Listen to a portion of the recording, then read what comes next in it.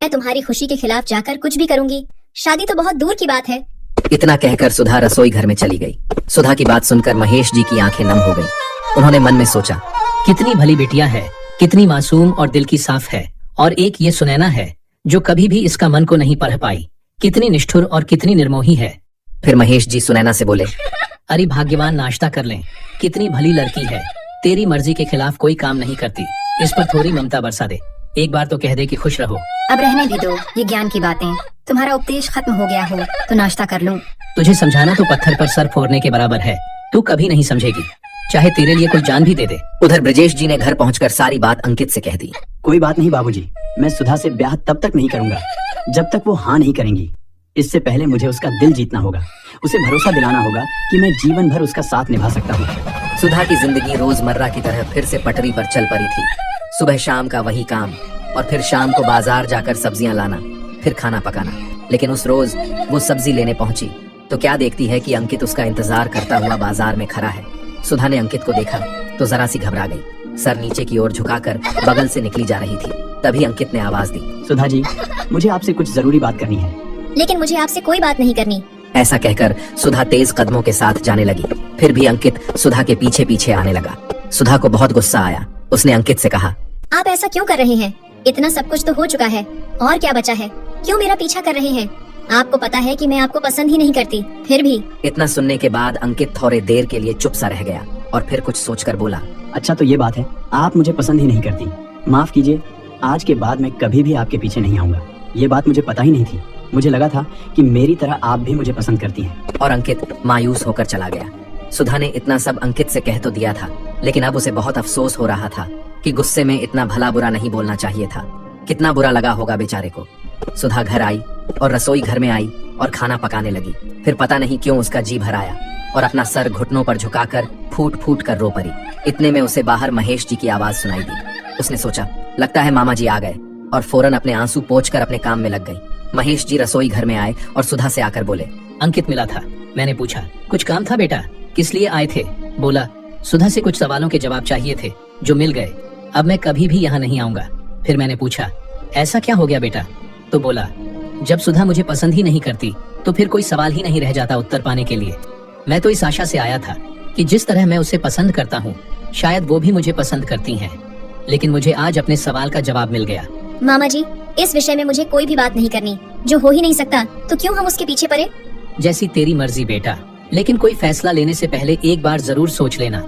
इतना स्नेह रखने वाला बड़ी मुश्किल से मिलता है। इतना कहकर महेश जी रसोई घर से बाहर आ गए। उधर अंकित हताश सा अपने घर पहुंचा। उसके चेहरे पर निराशा के भाव साफ साफ नजर आ रहे थे। तभी ब्रजेश जी अपने बेटे की चिंता की वजह भांप कर बोले, मना कर दिया ना उसने, मुझे पता था वो ऐसा ही करेंगी।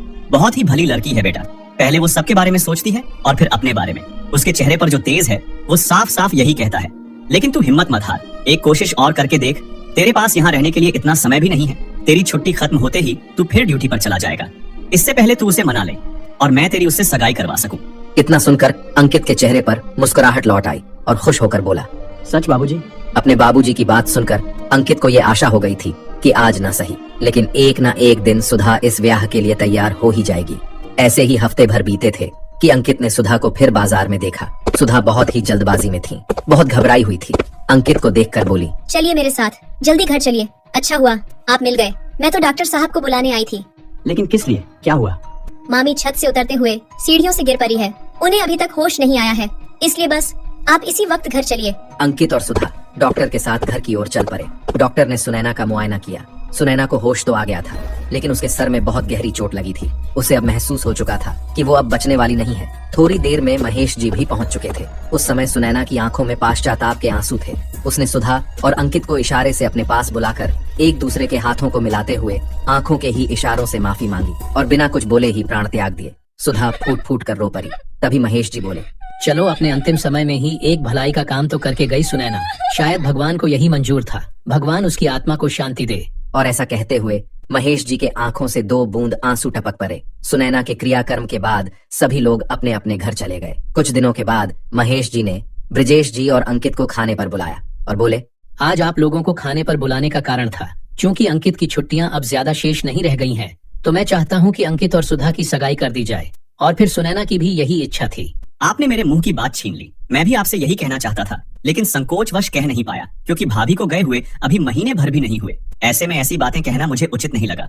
मैं कुछ दिन के लिए टाल तो देता, लेकिन फिर अंकित की छुट्टियां भी खत्म होने वाली हैं और फिर छुट्टी मिलने तक काफी देर हो जाएगी। और फिर सुनैना की भी यही आखिरी इच्छा थी कि दोनों एक हो जाएं। तो फिर ठीक है, परसों ही हम इन दोनों की सगाई कर देते हैं और शादी तब करेंगे जब अगली बार अंकित छुट्टियों में आएगा। बहुत बढ़िया मित्र, तो ठीक है, परसों सगाई का दिन पक्का हो गया। अब बस सिर्फ कल का ही दिन शेष बचा है। आप लोग ऐसा करें, आज और कल मेरे घर ही रुक जाइए। कल आप अपने शहर चले जाइएगा, फिर परसों वापस आएंगे तो बहुत समय बर्बाद होगा। बहुत अच्छा मित्र, जैसी आपकी इच्छा। हमें क्या परेशानी हो सकती है भला? दूसरे दिन सारा समय खरीदारी और तैयारियों में ही निकल गया। शाम को सब बहुत थक चुके थे। सुधा ने जल्दी से शाम की चाय बनाई, फिर रात के खाने की तैयारी करने लगी। सुधा बेटा, तू भी तो बहुत थक गई होगी, कुछ मदद करूं तेरी? नहीं मामा जी, मैं सब कर लूंगी, बस आप थोड़ी सब्जियां काटने में मदद कर दीजिए। ठीक है सुधा बिटिया। फिर सुधा और महेश जी खाना बनाने में लग गए और अंकित तो बस सुधा को देखने में लगा था।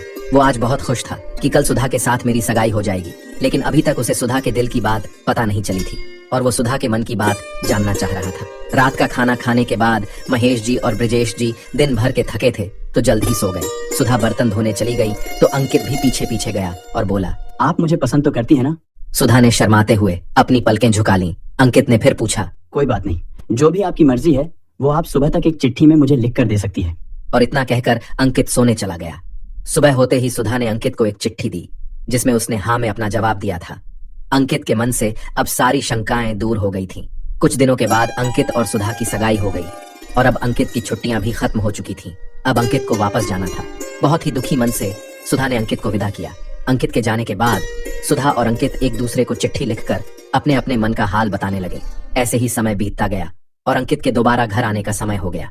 अंकित के वापस आने की खबर से सुधा बहुत खुश हुई। अंकित जिस दिन घर आया उसी रोज सुधा से मिलने आ पहुंचा और 2-4 दिन के अंदर ही दोनों का ब्याह भी हो गया। दोनों अपनी घर गृहस्थी में बहुत खुश थे। किस तरह अंकित की छुट्टियां बीत गई दोनों को पता ही नहीं चला। अंकित फिर वापस चला गया। इधर सुधा उसके आने का फिर से बेसब्री से इंतजार करने लगी, लेकिन होनी को कुछ और ही मंजूर था। बाढ़ पीड़ितों के बचाव कार्य में अंकित की ड्यूटी लगी थी। उसने अपनी हिम्मत और सुध-मूध से बहुत से लोगों की जान बचाई, लेकिन एक दिन पानी का बहाव इतना ज्यादा था कि एक बच्चे को बचाते हुए अंकित खुद को ना संभाल सका और डूब गया। 2 दिन के बाद बड़ी मुश्किल से उसका मृत शरीर मिला। सुधा पर तो जैसे दुखों का पहाड़ ही टूट पड़ा। वो खुद को संभालती या अपने बूढ़े ससुर को दिलासा देती। उसकी हिम्मत तो जैसे टूट ही चुकी थी। बस चंद लम्हों की ही खुशियां लिखी थी भगवान ने उसके नसीब में। जैसे तैसे अंकित का अंतिम संस्कार किया गया। महेश जी और ब्रिजेश जी हरिद्वार गए अंकित की अस्थियों का विसर्जन करने। लेकिन कहते हैं ना, जब दुखों का पहाड़ टूटता है तो एक साथ टूटता है। लौटते समय उनकी रेलगाड़ी दुर्घटनाग्रस्त हो गई। सुधा को ये खबर पता चली तो वो अपने मामा और ससुर जी को ढूंढने गई। पूरे दिन पागलों की तरह खोजने लगी। तब जाकर उसे अपने मामा का मृत शरीर मिला और दूसरे दिन ससुर जी का। अब तो सुधा के आगे कोई भी रास्ता नहीं रह गया था। किसे अपना कहती?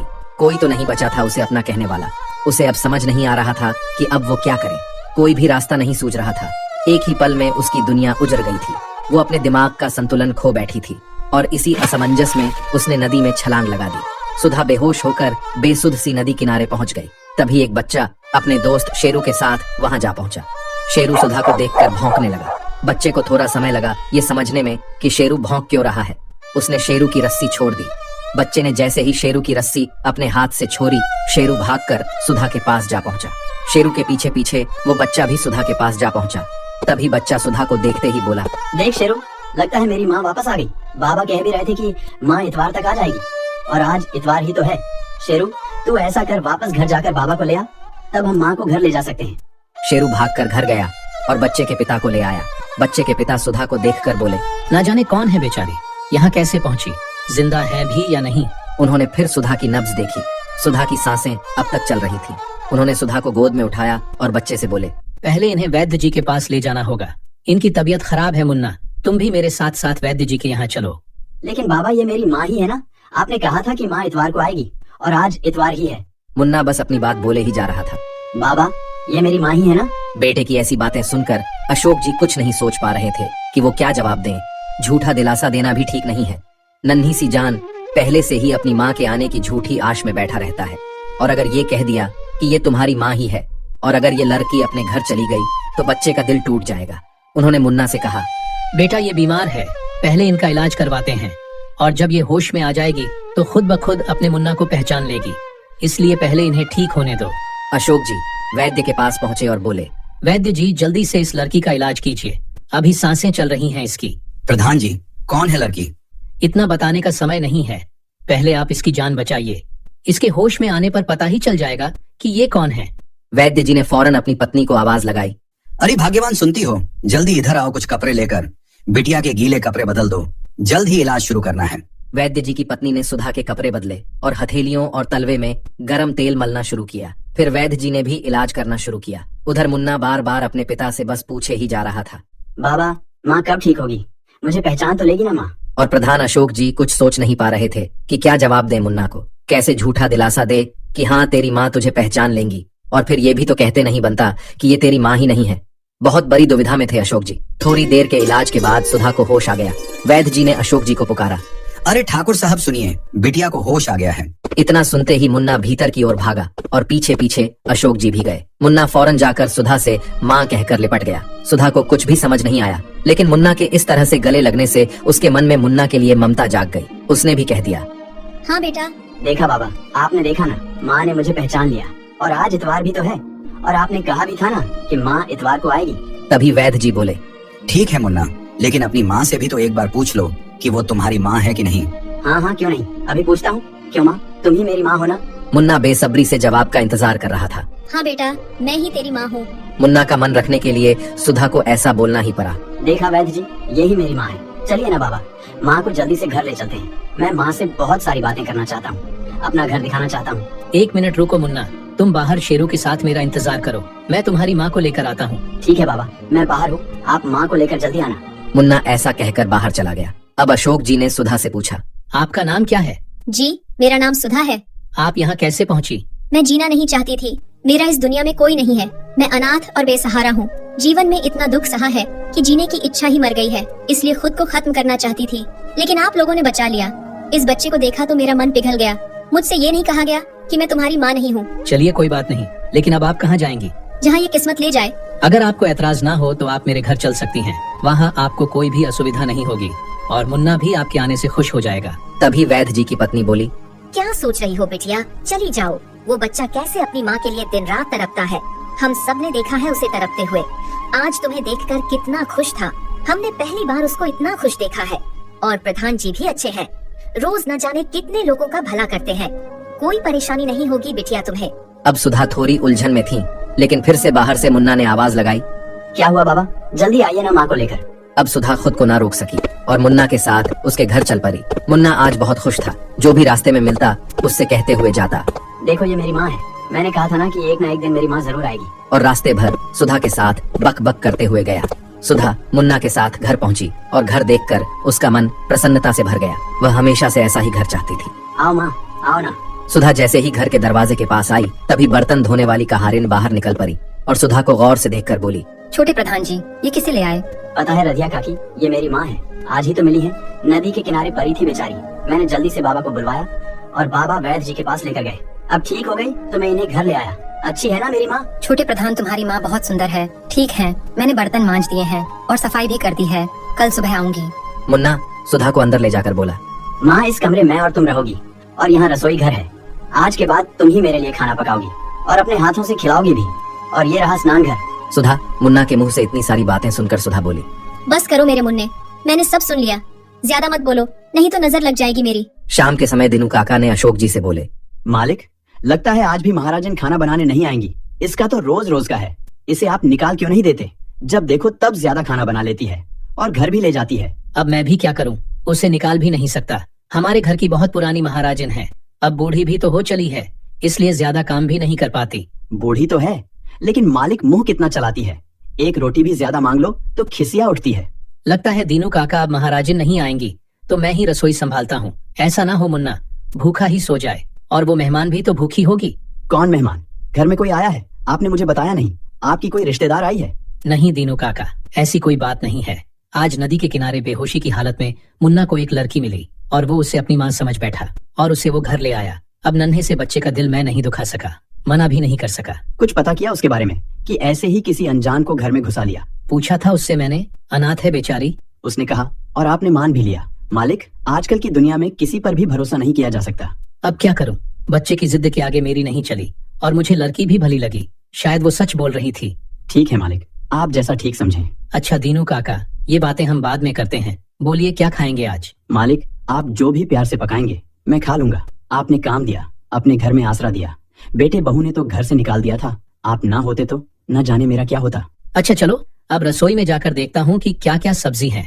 और ऐसा कहकर अशोक जी रसोई की ओर चल पड़े। तभी मुन्ना बोला, बाबा, आपको रसोई में जाने की जरूरत नहीं है। मैंने और माँ ने सुना कि आप बाहर दीनू काका से कह रहे थे कि आज महाराजन नहीं आएगी, इसलिए माँ ने पहले ही खाना बनाना शुरू कर दिया।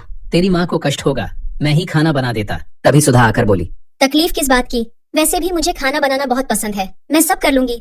आप जब तक मुन्ना के साथ खेलिए। तभी मुन्ना बाहर दीनू काका के पास जाकर बोला, पता है काका, आज का खाना मेरी माँ बना रही है। अब मैं माँ के पास जाता हूँ, क्या पता उन्हें किसी चीज की जरूरत पड़ जाए।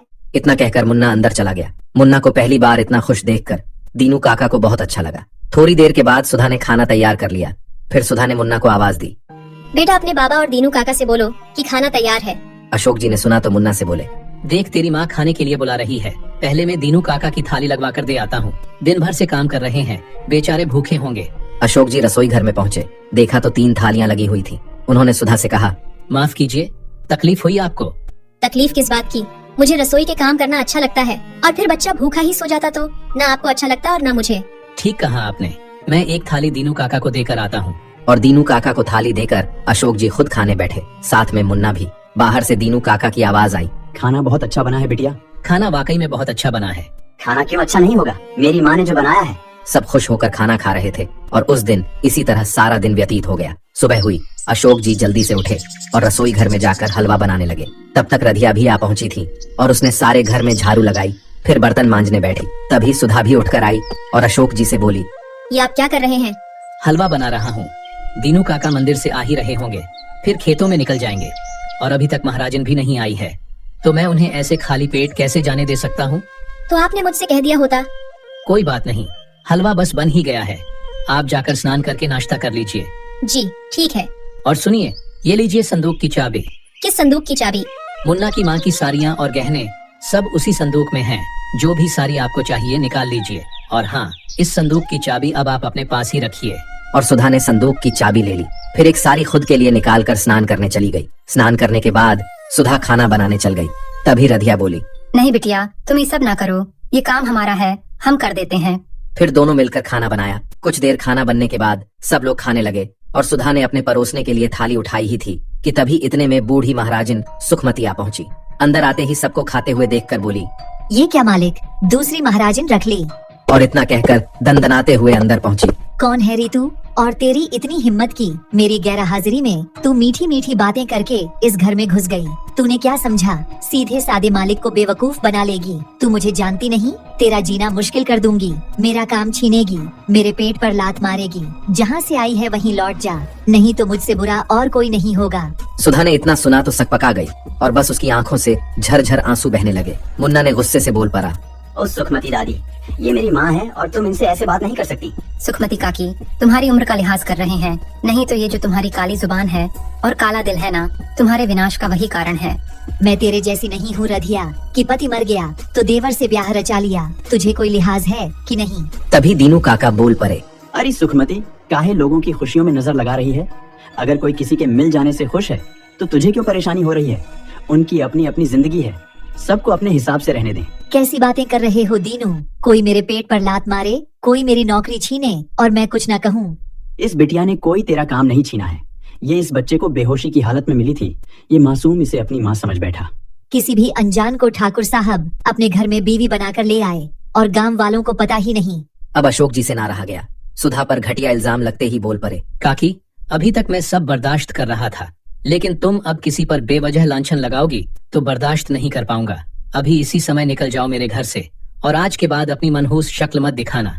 तुम्हारा जितना भी पैसा बनता है तुम्हारे घर पहुंचा दिया जाएगा। हाँ हाँ जाती हूँ। धौंस किसको दिखा रहे हो प्रधान जी? सारे गांव को तुम्हारी करतूतें बताऊंगी कि पता नहीं किस औरत को अपने घर में रखा है। तभी मुन्ना बोल पड़ा, वो मेरी माँ है, मेरी माँ के बारे में कुछ मत कहो। बड़ा आया माँ वाला, ना जाने किसे उठा कर ले आया है, अभी गांव वालों को बताती हूँ। और इतना कहकर सुखमती वहाँ से चली गई। इधर सुधा की आंखों से आंसू रुक नहीं रहे थे। वो सोच रही थी कि कैसी फूटी किस्मत लेकर पैदा हुई है। उसने नाश्ता भी नहीं किया और कमरे में जाकर फूट फूट कर रो पड़ी।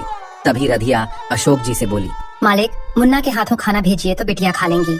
अशोक जी ने थाली लगाकर मुन्ना के हाथों भिजवा दी और मुन्ना से बोले, जाओ माँ को खाना खिला दो। मुन्ना थाली लेकर पहुंचा और सुधा से बोला, माँ खाना खा लो। भूख नहीं है। मुझे पता है माँ, तुम्हें भूख तो है लेकिन तुम खाना नहीं चाहती। तुम्हें सुखमती दादी की बात का बुरा लगा है, लेकिन पता है माँ, वो बहुत बुरी है। वो तो सबको ऐसे ही कुछ भी बोलती रहती है। लो मेरे हाथों से खाना खा लो। मुझे भूख नहीं लगी है। लेकिन इस बार मुन्ना ने निवाला सुधा के मुंह में डाल दिया और बोला, चुपचाप खा लो, नहीं तो मैं रूठ जाऊंगा। और सुधा ने नाश्ता करना शुरू कर दिया। ये सब अशोक जी पर्दे के पीछे से देख रहे थे। मुन्ना का सुधा के प्रति इतना गहरा प्रेम देखकर अशोक जी की आंखें भर आईं और उन्होंने सोचा, ये तो इसकी माँ भी नहीं है, फिर भी इन दोनों के बीच अटूट प्रेम है। काश ये माँ बेटे एक दूसरे से कभी अलग ना हो, लेकिन ये कैसे हो सकता है? सुधा को तो कभी न कभी इस घर से जाना पड़ेगा। ये तो हमारे घर की सदस्य भी नहीं है, पता नहीं कौन है। और अगर कभी कोई इसको ढूंढते हुए यहाँ आ गया तो सुधा को तो वापस जाना ही पड़ेगा। फिर मुन्ने का क्या होगा? वो बेचारा तो माँ के लिए पहले से ही तरस रहा है। और अगर सुधा भी चली गई तो बेचारे का ना जाने क्या हाल होगा। लेकिन अभी तो दोनों एक दूसरे को पाकर खुश है, लेकिन बाद में जो होगा देखा जाएगा। अशोक जी खुद को दिलासा देकर बाहर आ गए। तभी मीठी दौड़ते हुए आई और बोली, मुन्ना कहाँ हो तुम? देखो, मैं अपनी नानी के घर से वापस आ गई। मुन्ना भी मीठी की आवाज सुनकर बाहर आकर बोला, तुम आ गई मीठी, चलो मेरे साथ अंदर चलो, तुम्हें कुछ दिखाता हूँ। क्या हुआ मुन्ना? ऐसा क्या दिखाना चाहते हो मुझे? बस तुम अपनी आंखें बंद कर लो। अच्छा बाबा, लो कर ली आंखें बंद। मुन्ना मीठी को सुधा के पास ले जाकर बोला, मीठी अब आंखें खोलो। मीठी ने जैसे ही आंखें खोली, सुधा को सामने देखकर हैरानी से पूछी, मुन्ना ये कौन है? पहचानो तो भला, ये कौन है? नहीं पहचाना मुन्ना, अब बताओ भी कि ये कौन है? अरे पगली, ये मेरी माँ है। पता है नदी के किनारे पड़ी थी, फिर वैद्य जी ने इलाज किया और ठीक होने पर मैं इन्हें अपने घर ले आया। है ना सुंदर मेरी माँ, और खाना भी बहुत अच्छा बनाती है। अच्छा, तो ये है तेरी माँ? सच में बहुत सुंदर है। मैं अपनी माँ को बताकर आती हूँ कि मुन्ना की माँ वापस आ गई है। और इतना कहकर मीठी वापस अपने घर चली गई। तभी अशोक जी ने मुन्ना से कहा, बेटा, मीठी से क्यों कहा कि ये तुम्हारी माँ है? अब वह अपनी माँ से बता देंगी और महाराजन काकी का उसकी माँ के साथ उठना बैठना है। पता नहीं क्या लगाई बुझाई करें, क्या क्या बोले तेरी माँ के बारे में। महाराजन दादी सच में मेरी माँ को खराब कहेगी? पता नहीं बेटा, लेकिन सुखमती काकी हमसे गुस्सा होकर गई है, इसलिए कुछ ठिकाना नहीं है। लेकिन बाबा आप क्या करेंगे? चिंता मत करो बेटा, जो होगा देखा जाएगा। मीठी अपने साथ अपनी माँ को सुधा से मिलाने ले आई। देखो माँ देखो, ये रही मुन्ना की माँ। मुन्ना कह रहा था नदी के किनारे बेहोश पड़ी थी। मुन्ना ने वैद्य जी से उनका इलाज कराया, फिर अपने घर ले आया। सच में तुम मुन्ना की माँ हो? नहीं बहन, मैं तो एक अनाथ बेसहारा हूँ। माँ पापा तो बचपन में गुजर गए थे, मामा मामी ने सहारा दिया, फिर शादी हुई, पति फौज में थे, वो शहीद हो गए और अब न मामा मामी रहे और न ससुराल में कोई है, इसलिए नदी में कूदकर जान देना चाहती थी। लेकिन मुझे क्या पता था कि मेरा भाग्य यहाँ मुझे मुन्ना से मिला देगा। वर्षों से ममता के लिए तरस रहा है, अगर मैं उसको वो ममता दे सकूं तो इसमें क्या बुराई है। इतने कम समय में ही इससे इतना लगाव हो गया कि ऐसा लगता है कि ये मेरा सगा बेटा है। अच्छा हुआ बहन, मैं बहुत खुश हूँ मुन्ना के लिए। अनाथ को माँ मिल गई, इससे अच्छा और क्या हो सकता है। अभी मैं जाती हूँ, बाद में फुर्सत से बात करती हूँ। अभी माँ के घर से आई हूँ तो बहुत सा काम पड़ा है। और इतना कहकर ममता चली गई। मुन्ना और मीठी आपस में खेलने लगे। तभी गांव के 2-4 बुजुर्ग लोग अशोक जी के घर पहुंचे और उनमें से एक ने आवाज लगाई, प्रधान जी जरा बाहर तो आइए। आवाज सुनकर अशोक जी ने बाहर आकर पूछा, अरे आप लोग, कहिए क्या बात है? बात तो है, लेकिन वो आपसे संबंधित है। समझ नहीं आ रहा कहाँ से शुरू करूं और कैसे कहूं। आप हमारे गांव के साफ इंसानों में गिने जाते हैं, आपसे ऐसी उम्मीद नहीं थी। ऐसा क्या हुआ? मैंने कौन सी गलती कर दी जो आप लोग ऐसा कह रहे हैं? आपकी महाराजन सुखमती ने गांव भर में खबर फैला दी है कि पता नहीं आपके घर कौन लड़की रह रही है, और आप उसे मुन्ना की माँ कह रहे हैं। बिना ब्याह के किसी भी लड़की को अपने घर में रखना उचित नहीं है, और आप जैसे सम्मानीय व्यक्ति को ये सब शोभा भी नहीं देता। हम सब गांव वाले तो आपसे कब से कह रहे थे कि आप मुन्ना के लिए दूसरा ब्याह कर लीजिए, लेकिन आप राजी ही नहीं हुए। आप बोले कि सौतेली माँ ना जाने कैसा व्यवहार करे मुन्ना के साथ। लेकिन अब इस लड़की का आपके घर में रहना सबको अखर रहा है, और फिर सबके घरों में बहू बेटियां हैं। आप ऐसा करेंगे तो समाज पर क्या असर पड़ेगा? अच्छा, तो आपकी ये समस्या है। मैं जल्द ही इसका कुछ समाधान करता हूँ। आप लोग अभी निश्चिंत होकर जाइए, तब तक कुछ जलपान ग्रहण कीजिए, मैं अभी लेकर आता हूँ। लेकिन उनमें से एक ने कहा, नहीं ठाकुर साहब, जब तक आपकी समस्या का समाधान नहीं हो जाता हम आपके घर का जल भी ग्रहण नहीं कर सकते। अब अशोक जी का मन ग्लानि से भर गया। बहुत ही कष्ट हुआ उनके मन को।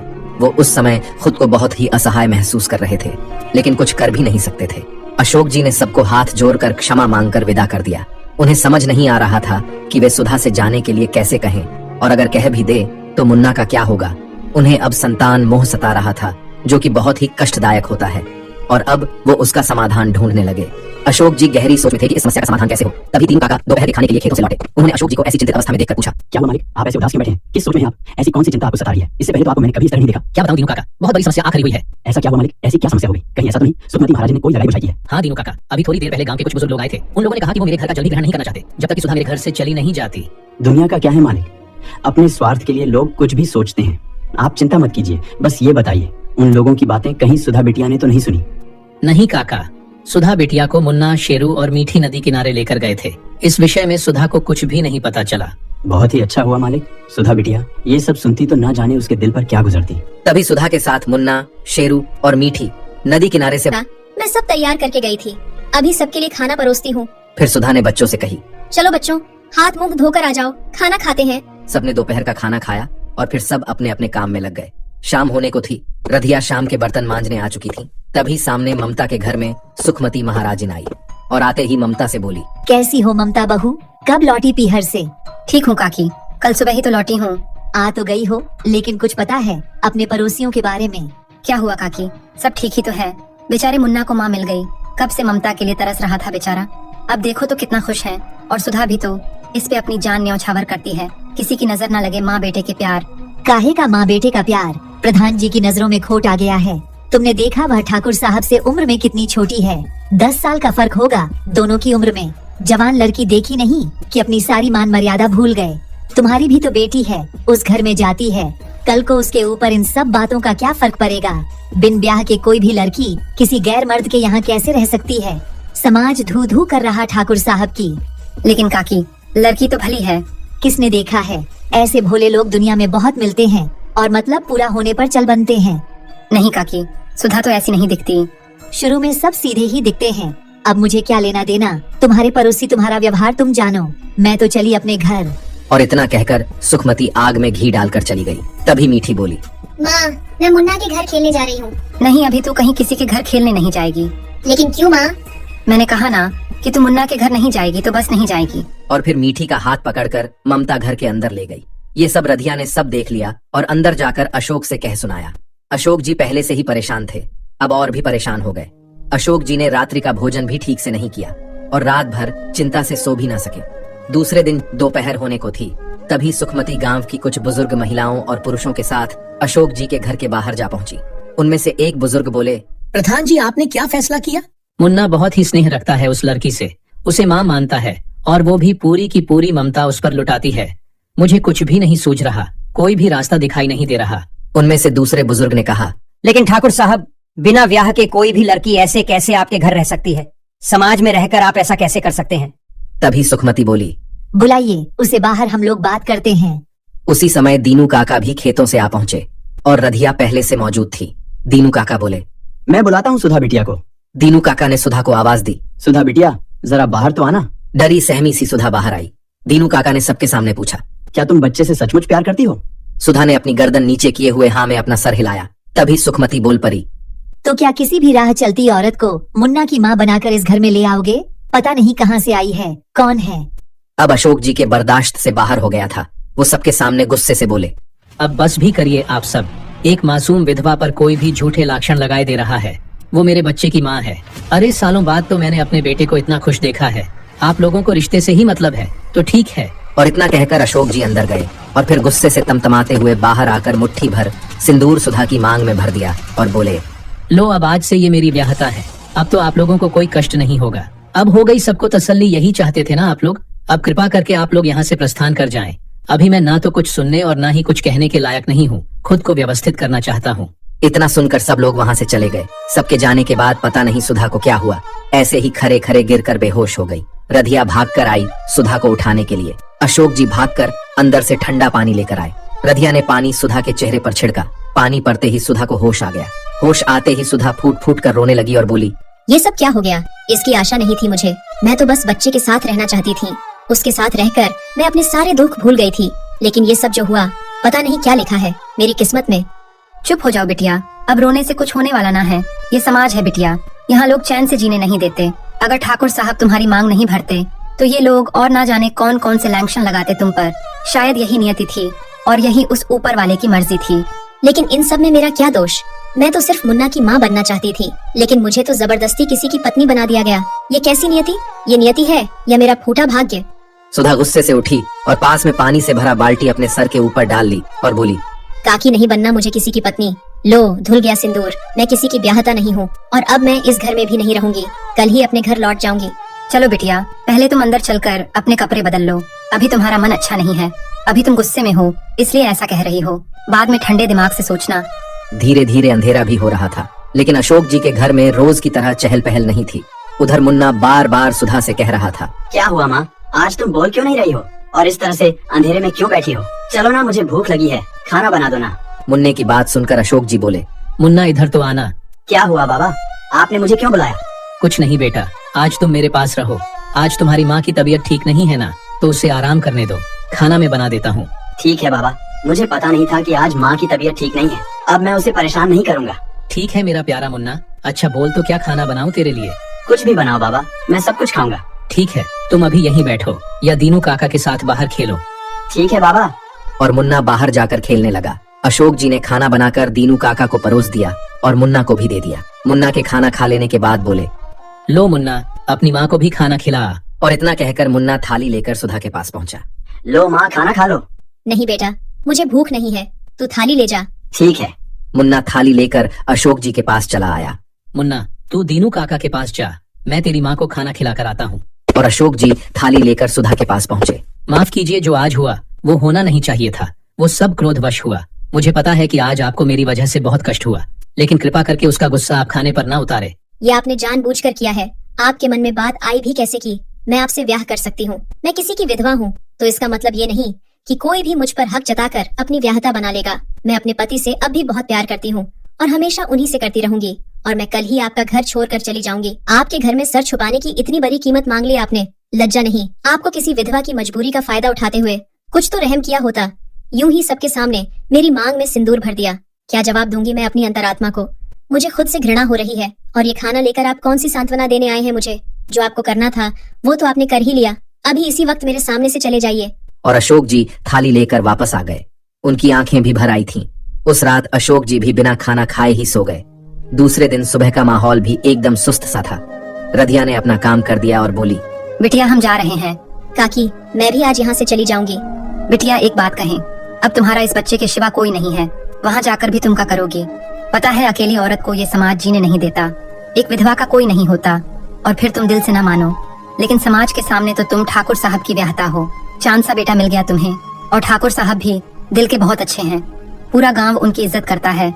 बस हमारे मन में जो बात थी वो हमने कह दी। आगे तुम्हारी मर्जी। अब तुम्हें क्या करना है ये तुम जानो। चली जाओगी तो ठीक, और अगर नहीं जाओगी तो किसी अनाथ बच्चे की जिंदगी संवर जाएगी। अच्छा, अब हम जाते हैं। और इतना कहकर रधिया चली गई। रधिया की बातें सुनकर सुधा सोच में पड़ गई कि क्या फैसला ले। सुधा सोच विचार में थी कि वो यहाँ से जाए या नहीं। तभी मुन्ना भागते हुए आया और बोला, माँ क्या तुम मुझे छोड़कर जा रही हो? नहीं मेरे मुन्ने, मैं तुम्हें छोड़कर भला कैसे जा सकती हूँ? और तुमसे ऐसा किसने कहा? वो ना रधिया काकी कह रही थी। रधिया काकी तो कुछ भी कहती है।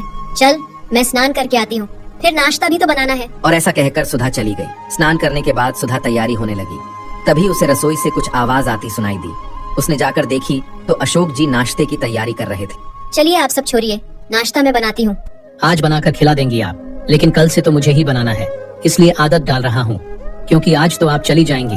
मैं कहीं नहीं जा रही अपने मुन्ना को छोड़कर। चलिए आप छोड़िए। और अशोक जी सब कुछ छोड़कर चेहरे पर हल्की सी मुस्कान लेकर बाहर चले गए। आज घर में थोड़ी रौनक थी, क्योंकि सबके चेहरों पर मुस्कान थी। तभी दोपहर का खाना खाने दीनू काका आ पहुँचे। शाम को रधिया बर्तन मांजने आई और सुधा को देखी तो बोली, बिटिया तुम गई नहीं? ना जा पाई काकी, मुन्ने का मुंह देखकर रह गई। अब सुधा को अशोक जी के घर में रहते 2 महीने बीत गए थे। तभी एक रोज अशोक जी के एक दोस्त के घर से शादी का न्योता आया। अशोक जी के दोस्त की भतीजी की शादी थी। न्योता मिलते ही अशोक जी ने सुधा से कहा, सुनिए। जी कहिए, मेरे पास ज्यादा समय नहीं है। वो मैं ये कह रहा था कि मेरे दोस्त की भतीजी की शादी है और हमें उसे अवश्य ही आशीर्वाद देने जाना पड़ेगा, तो आप जरा तैयारी कर लेती, और जो भी आपको खरीदना है तो ममता भाभी के साथ बाजार जाकर ले आइए। ये रहे रुपए, और बिटिया के लिए ब्याह में देने के लिए कोई तोहफा भी खरीद लीजिएगा। और हो सके तो आज और कल में सारी तैयारी हो जाए, क्योंकि परसों हमें निकलना होगा। ठीक है, मैं सब कर लूंगी, लेकिन दीनू काका का क्या होगा? उनके लिए खाना कौन बनाएगा? आप चिंता ना करें, मैं उनका कुछ ना कुछ इंतजाम कर दूंगा। और सुधा ने ममता को बुलवा लिया। ममता बहन, हम लोगों को एक शादी में जाना है, तो क्या आप मेरे साथ खरीदारी के लिए चल सकती हैं? हाँ, क्यों नहीं, ये भी कोई पूछने वाली बात है। लेकिन बहन, एक समस्या है, अगर मैं शादी में चली गई तो दीनू काका के खाने का क्या होगा? बस इतनी सी बात, वो मैं सब देख लूंगी, तुम चिंता मत करो, जाने की तैयारी करो। ममता और सुधा ने साथ मिलकर खरीदारी पूरी कर ली। अगले दिन अशोक जी, सुधा और मुन्ना टांगे पर बैठकर चल पड़े अपनी मंजिल की ओर। 30-40 किलोमीटर का सफर था। रास्ता भी बहुत सुहावना था। आधे रास्ते चलने के बाद टांगे वाले ने कहा, ठाकुर साहब अब थोड़ी देर सुस्ता लेते हैं, देखते हैं अगर कोई कुआं दिखता है तो टांगा खड़ा कर देते हैं। जी बिल्कुल, और कुछ जलपान भी ग्रहण कर लेंगे, सबको भूख भी लगाई होगी, और अभी वहाँ पहुँचने में ना जाने कितना समय लगे। तभी एक जगह एक कुआं दिखा। ये जगह ठीक दिखाई दे रही है, यहाँ टांगा रोक देते हैं, और शायद वहाँ पहले से ही एक टांगा और भी खड़ा है।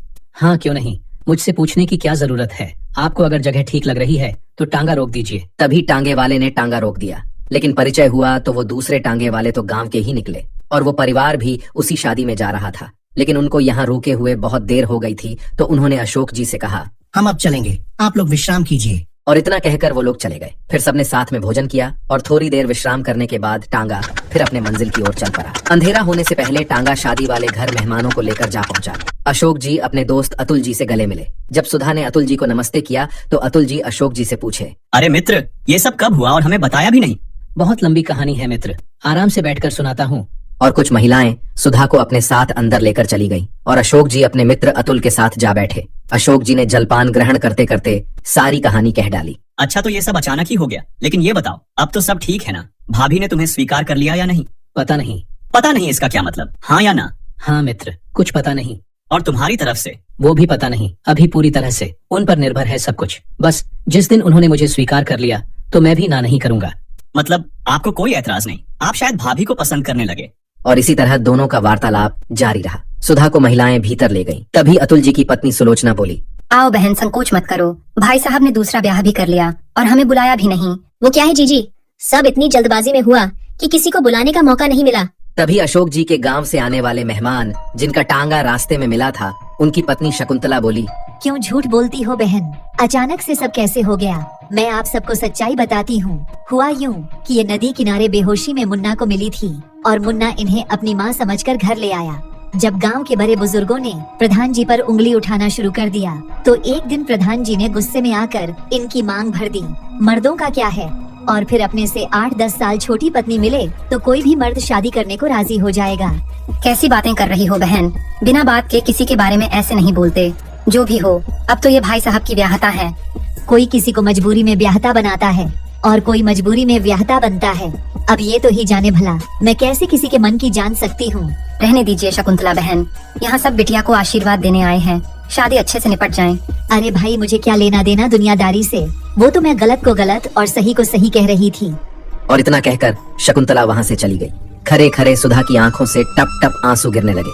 सुलोचना बोली, चलो हटाओ बहन, तुम भी क्या अपना मन खराब कर रही हो? लोग तो कुछ भी कहते रहते हैं, जरा मुस्कुराओ तो। चलो बहन, निधि की मेहंदी तो लगा दो। हाँ हाँ, क्यों नहीं। तभी सुलोचना की जेठानी वहाँ आकर बोली, कैसी बातें कर रही हो सुलोचना, पता है ये पहले विधवा थी और दूसरी शादी में न पंडित था और न फेरे हुए, तो कैसी शादी और कैसी ब्याहता। इसके हाथों से मेरे बेटी को मेहंदी लगवाओगी, मुझे इनके गांव की शकुंतला ने सब बता दिया है। ये सब बीती बातें हैं, ये सब मैं नहीं मानती हूँ। ये सब सुनकर मुन्ना अशोक जी को अंदर लाकर बोला, बाबा, इन काकी ने माँ के बारे में कुछ कहा और माँ की आंखों से आंसू निकल पड़े। क्या गलत कहा मैंने? न पंडित, न फेरे और न बाराती, तो फिर कैसी शादी? तब तक अतुल जी भी वहाँ आ पहुँचे। क्षमा करना मित्र, मैं यहाँ अब एक क्षण भी नहीं रुक सकता। लेकिन क्यों मित्र? जहाँ मेरी पत्नी का अपमान हो वहाँ मैं कैसे रुक सकता हूँ? मैं अभी इसी समय अपने परिवार सहित यहाँ से जा रहा हूँ। आप जब भी कहेंगे मैं आपके हर कार्य के लिए हमेशा तत्पर रहूंगा, लेकिन अभी आज्ञा दीजिए। उन्होंने सुधा से अंदर से सामान लाने को कहा और टांगे पर परिवार सहित जा बैठे। ये सब देखकर सुधा के मन में अशोक जी के प्रति प्रेम के बीज ने अंकुर का रूप ले लिया था। अतुल जी का घर गुस्से में छोड़ तो दिया, लेकिन रात का समय और इतना लंबा सफर, जो टांगा गांव छोड़ता जा रहा था तो डर भी बढ़ता चला जा रहा था। डर सभी रहे थे, लेकिन एक दूसरे से व्यक्त नहीं कर रहे थे। भगवान का शुक्र था कि उस दिन उजियारी रात थी।